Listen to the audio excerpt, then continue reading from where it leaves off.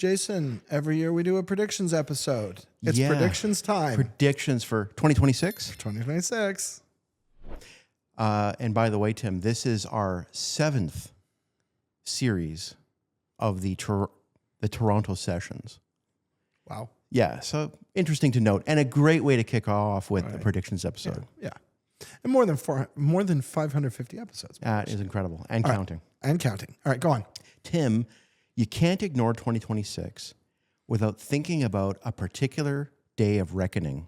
Okay. So 200-day maximum lifetime certificate starts March 15, 2026. Yes. That's an interesting enough day. I think the interesting day is 200 days later, October 1. Yeah. And I think we're going to do a whole episode on this, the all the dates episode. So we'll get to that. But yeah, absolutely. I just think that there's going to be a percentage, you know it, that didn't prepare. They're thinking it's 1 year certs. Yep. 200 days later. And they don't notice that the termination date on this short cert is shorter. And then what will happen? Yes, so I agree. I predict that we're going to see a larger than usual cadence of outages where the root cause of it is that my certificate now is shorter than I expect it to be, and I didn't look or it didn't register. And so I bought it on, making up a date, April 2nd, and I'm expecting it to expire on April 2nd. And I've got it in my spreadsheet that I have to go deal with this in March. And then what's going to happen is it's going to stop working, and something's going to be down, and people aren't going to know why it's down. And I predict that we will see a cadence of that. It's not going to be a single apocalyptic date necessarily, but over the months that follow, we will just see that rise to a new plateau. I think that October 1, 2026 start date to the March 15 of the following year, 2027, where we go down to 100 days. Yeah. Interesting period of time. And then it's going to happen again. Yeah. Yes, absolutely. Okay, Tim, with more and more certificates being issued, just because volumes are going up, lifespans are going down, I'd love to hear your take on a prediction about certificate transparency turbulence, hiccups. Talk to me about it. So certificate transparency logs have long been problematic. CT has real value to the ecosystem. It helps you monitor your own domains to make sure that you don't have fraudulent certificates showing up against them, or that you don't have rogue activity inside of your own walls. It also helps researchers and others police and detect and maintain quality on certificates as a whole. CT logs have been indispensable in isolating and fixing various CA issuance errors over the years. And so CT logs play a very important role. Here's the thing about CT. First one is CT logging, maintaining it, though logging to CT logs is a requirement, standing up and maintaining a log is not. And therefore, what we have always seen since the beginning of this technology is the number of viable logs is just a hair's breadth wider than the number of logs you must log to. And it's really a fragile system. And hypothetically, if a couple or three logs stopped working or stopped keeping up with the volume, then you would not be able to issue compliant TLS or SMIME certs, which would be a bit of a crisis. Yep. Now, at that point, the root program, singular, that requires this could choose to relax that requirement in order to prevent everything from going away. And that's probably what they would do, I'm guessing. But the whole thing is, it's very fragile. And so now you're starting to say, look, the number of logging events is going to increase. Now, it's not going to increase as much as you think. This is another thing people point out. People say, oh, your volume is going to double. Well, more than 90% of Sectigo's certs today are for 90 days or less. So our volume isn't going to double. Our volume is going to go up for sure, but it's going to go up by 10% or something. But that might not be true of all CAs. Right. For some CAs, their volume may very well double. And so there will be a non-trivial hike in the total number of certs in the system. It's not going to be twice. Yeah. And when that non-trivial hike occurs, it'll be interesting to see if the CT log infrastructure weathers it. The other thing I'll add to this, of course, is that the largest provider of TLS certificates is Let's Encrypt. Let's Encrypt is completely unaffected by the step down to 200 days because their maximum term is 90 days. But isn't Let's Encrypt looking at using a different technology at the moment? You mean to replace CT logging? The way they're doing it, yeah. Yeah, I mean, it's still going to go into the logs. Like at the end of the day, it's got to sit in the logs. And that's going to be the same resource constraint. So in response to that, I think that's possible. I actually predict that 2026 will not be the event that knocks over the CT system. I think as you look at the increasing set of step downs that are coming, the CT system is going to have to get more reliable, or it will be in danger. Yeah. And so we're beginning the journey of it, of seeing the effects of its fragility. And by 2029, 47 days, we're going to... By 2029, you've got to imagine things have to be different. The good news is we got 3 years to get there, but these things take a long time to get done, right? And there's, I think, inside, in the very insider part of the public CA industry, the people who are CAB4 members, there's a great deal of recognition of this need. Yeah. This is not something people don't know about. It's just not something that's really been addressed yet. But that's why I call it out, because it hasn't been talked about a lot. I agree. All right, so Tim, in 2025's prediction episode, I do recall us talking about how, hey, PQC becoming a big deal, and boy, did it ever in 2025. I think that turned out. I think we can get a little more specific for 2026. Okay. And here's my take. PQC moves from trials to being default between browsers and CDNs. So in other words, what we're going to see is MLChem, which is really the handshake mechanism PQC piece, is going to become, I mean, we had Bas Westerbaum talking about it. And more than half of that is covered by virtue of the fact that you've got Chrome, the most popular browser, and Cloudflare, the most popular CDN. That's it. Right? That's it. So that's already gets us over the mark. But I think you're right in that there are multiple choices in CDN, and Cloudflare isn't the only one by a long shot. Yep. And there are multiple choices in browsers, and Chrome isn't the only one by a long shot.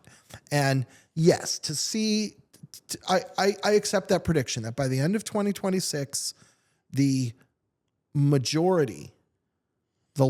majority of that traffic will be based on MLChem. And I don't think people have a sense for that. You know, our colleague Nick France talked about this very, very much almost every time I talk to him about this subject. He's very much that, certificates and MLDSA and all the other signature algorithms will come later. It's the chems that will have their day first. And that's the first need. It right? is the first need. MLChem solves the harvest and decrypt attack, which is the thing that is most worrisome now. Tim, next prediction. Okay. Let's head over to Europe in our minds for a moment. Okay. Is this an Etsy prediction? Go on. No, it is an eIDAS 2.0 prediction. Yeah. Which is basically, you and I are going to do some podcasting today on some research that came out. We podcasted on this recently with some researchers, but some very interesting things to say. I think that wallets, eIDAS-based wallets, will probably have more than just a bit of a surge in 2026. However, the quack UX will remain fairly uneasy? The quack UX. So a little bit of background on this. I won't belabor it too much because we did an episode on it recently, the two quack architecture. But the idea is that there's an EU requirement. It's a European Union law that browsers need to display information about the organization that is operating a website that has a certificate.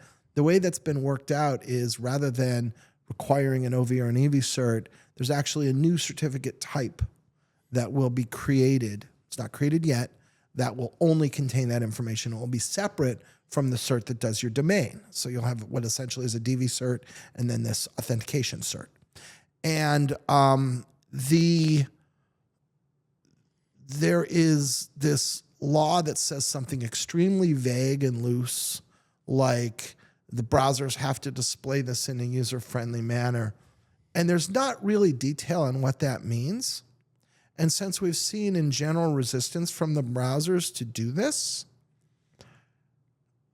it's completely unclear what form that will take, what the definition of friendly truly is, how easy it will be to find. And to date, I'm not aware of any signals from the browsers. Nobody's put out this is what our UX is going to look like or what our UX might look like. And so we just have to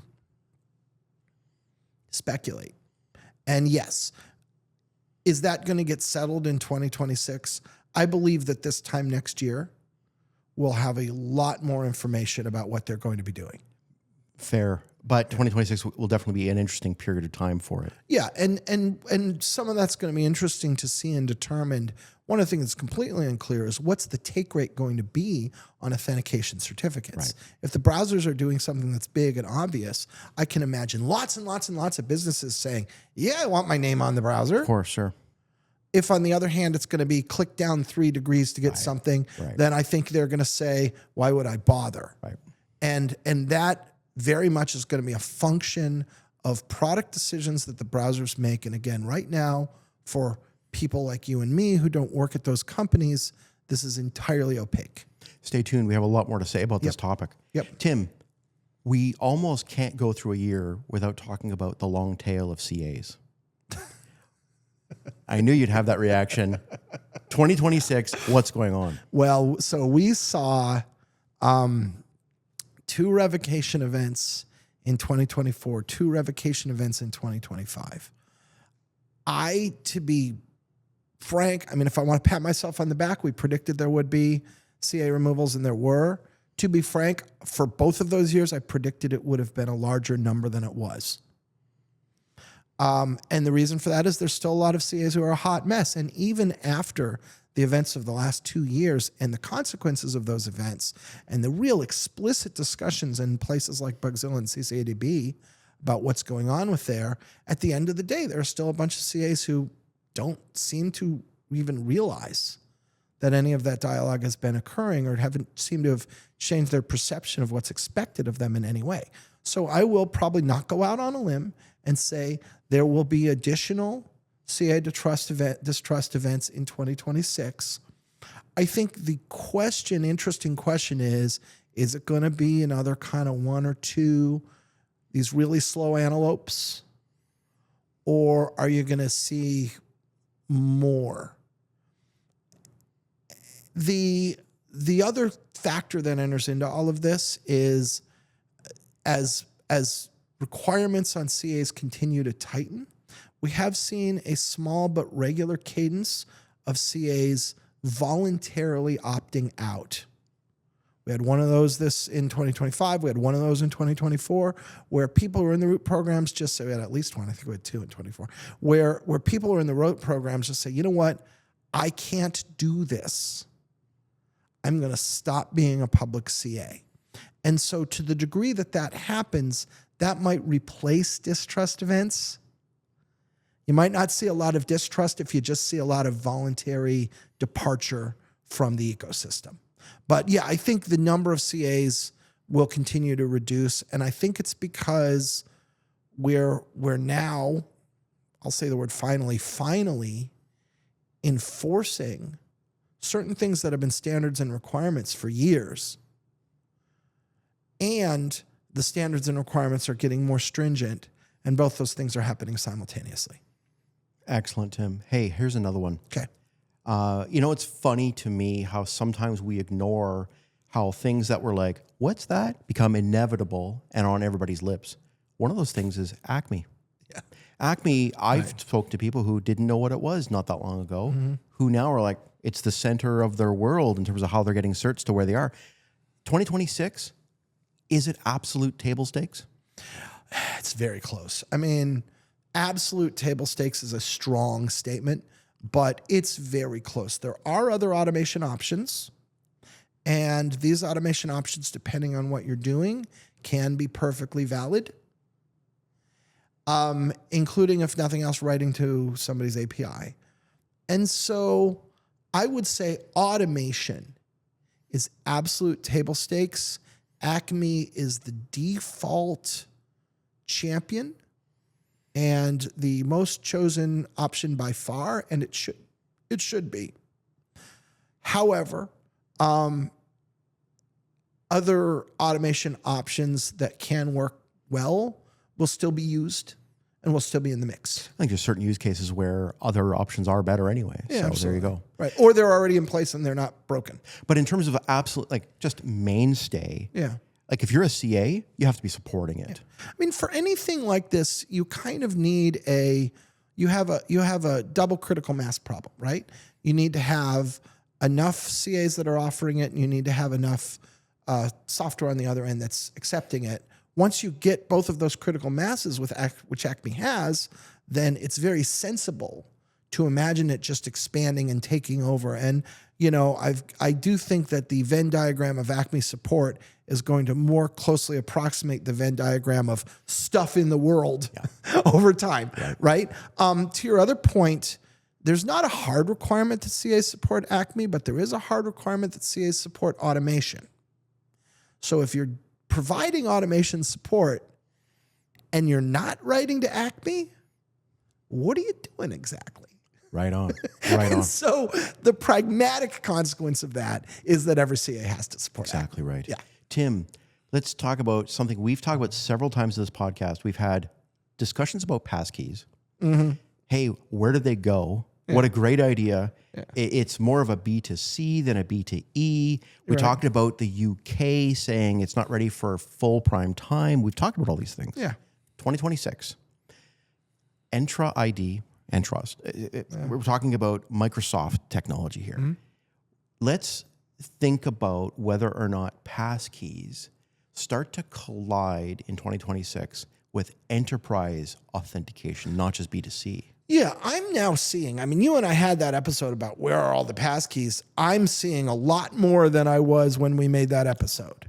So it feels like it just took a long time, had to get on the roadmap, had to become a priority, complicated, have to be confident we really get it right.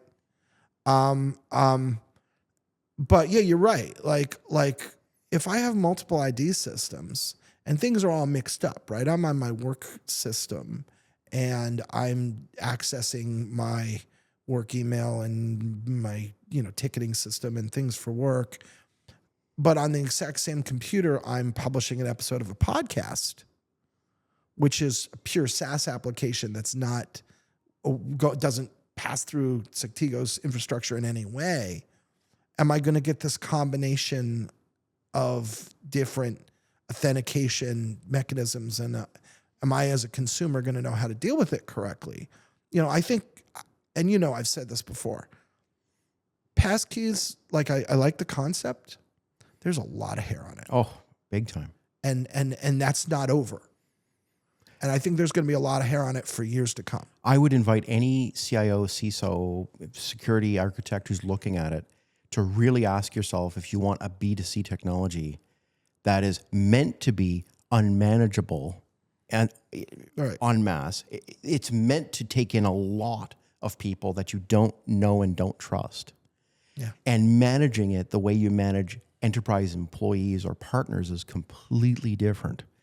And therefore, a lot of the hair is just there alone. And that's just one category. Yeah, and hard, sorry for that metaphor, but hard hair to remove, right?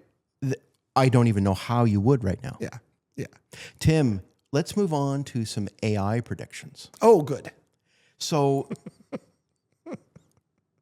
I think in 2026, Yeah. I think I said for 2025, we're going to have a, catastrophic OT attack, which I don't think happened. However, I think you're right. Yeah. However, I do think that in 2026, we're going to have a prompt injection attack that causes a material breach of one of the Fortune 500. I believe in that. So there's a couple reasons I believe. I mean, I hope you're wrong, but I think it's a good prediction. It's an accurate prediction. And I mean, one of the reasons for that is that, there's a lot of emphasis on getting to AI and getting it implemented. Some is because the benefits we get, some of it is just because of the optics of it, right? People have boards of directors saying, what are you doing with AI? I'm going to come hit you with a whip if you don't, right? And so I fear that a sober, thorough, considered assessment of the security of an AI-based operational technology solution is going to be a low priority.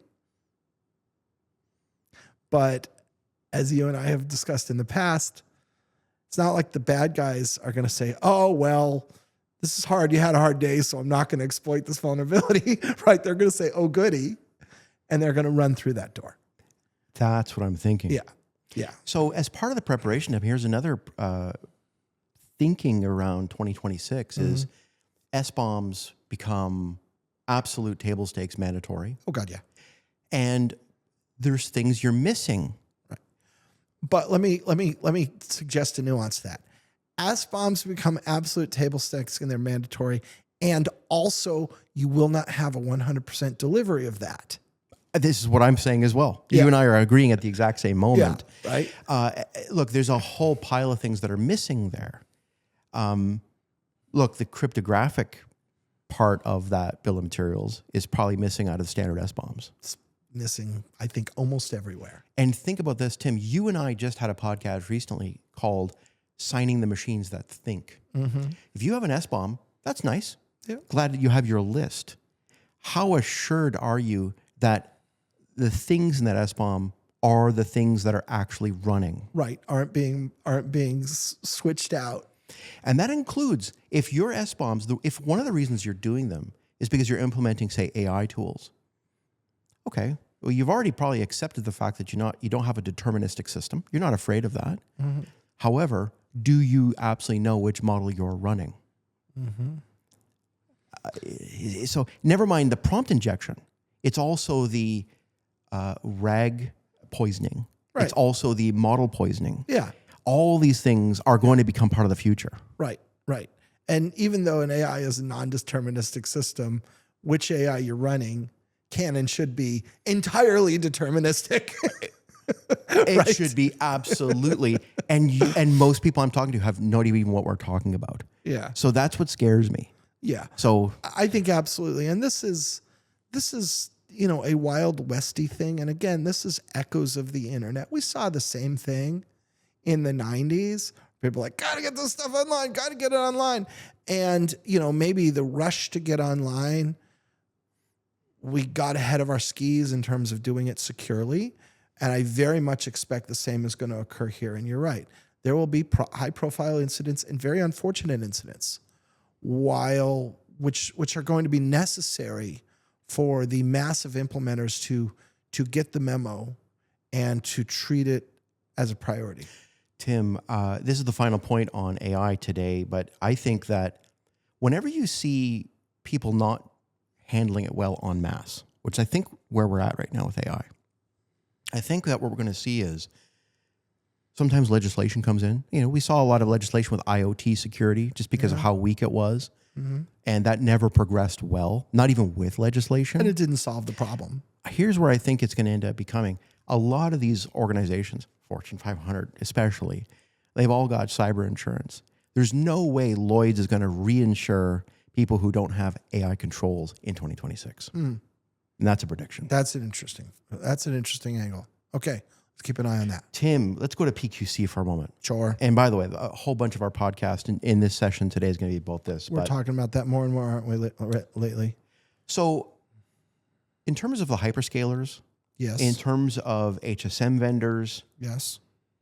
PQC is now on tap in 2026. That to me is just, it's going to be table stakes for those people Yeah. because they're at the front line of Yeah. supporting its infrastructure. Yeah. If you're building anything new, you want it to be PQC, and those are the people on which you are building your Yeah. stuff. If you're offering a non-PQC HSM in 2026, I don't see where your market is. And in terms of the hyperscalers, there's no reason why they can't get there. Yeah, I like that. I agree.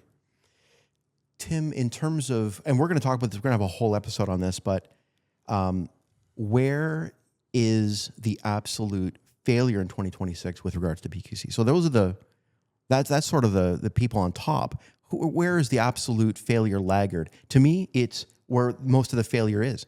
It's an IoT and OT. Yeah. I mean, IoT and OT definitely are the back of the pack for sure. And it's a more challenging environment than other areas. It's more constrained. It's less flexible. In general, these are areas where security has been lagging, which doesn't help, and where agility is lagging.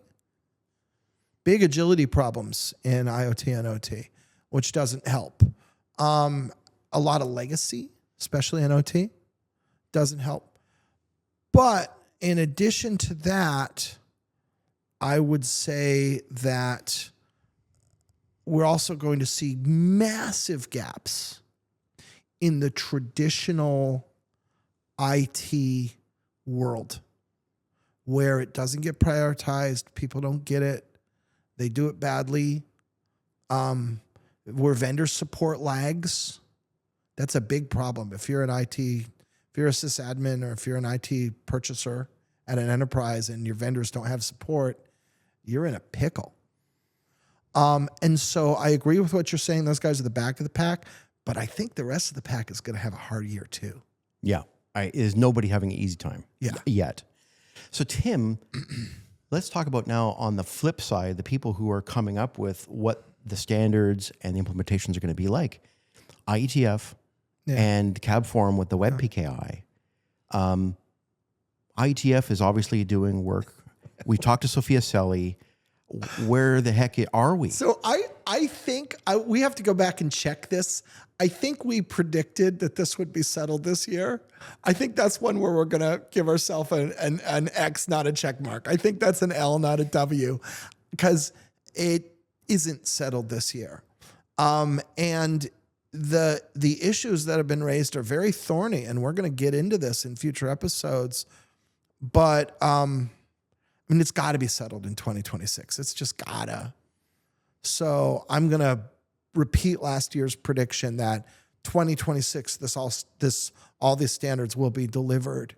But I was even a few months ago, I was predicting that would be done, end of this year, first quarter of 26.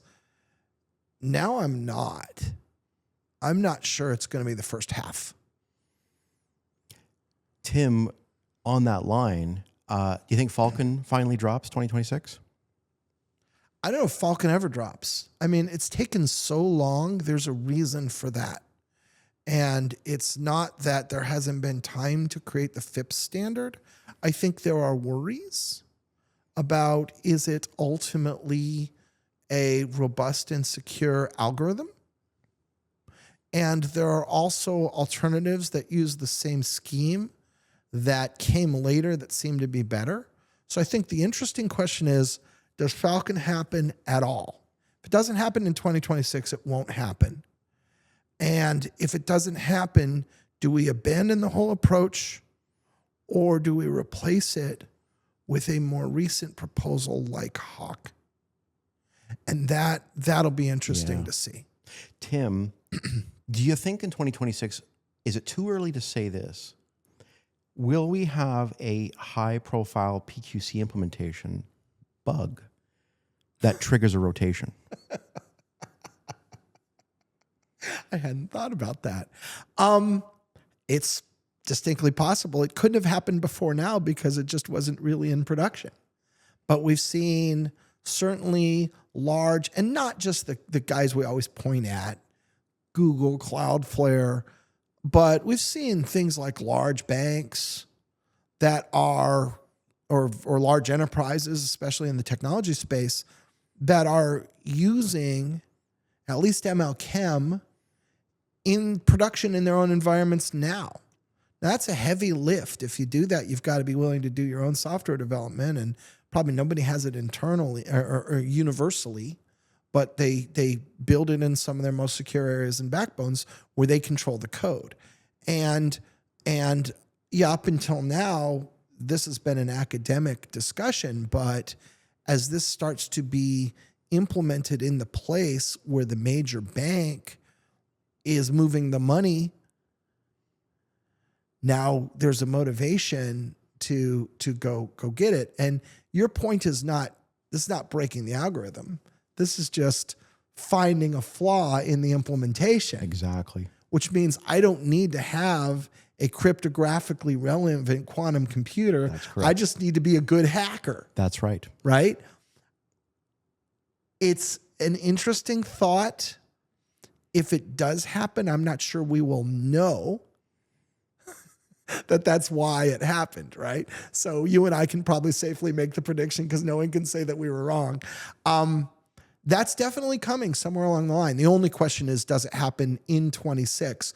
But yeah, you're right. The production use of this, as it becomes real and as the stakes get high, that becomes a viable attack vector, especially if it's new and it hasn't been pounded on. There it is, Tim. 2026 predictions. Those are good. We can always have a part 2 because we're not done the year yet, but I thought we'd leave it there. I think those are very good. I'm happy to stand by all those predictions. Thanks a lot, Tim. All right. Thanks, Jay.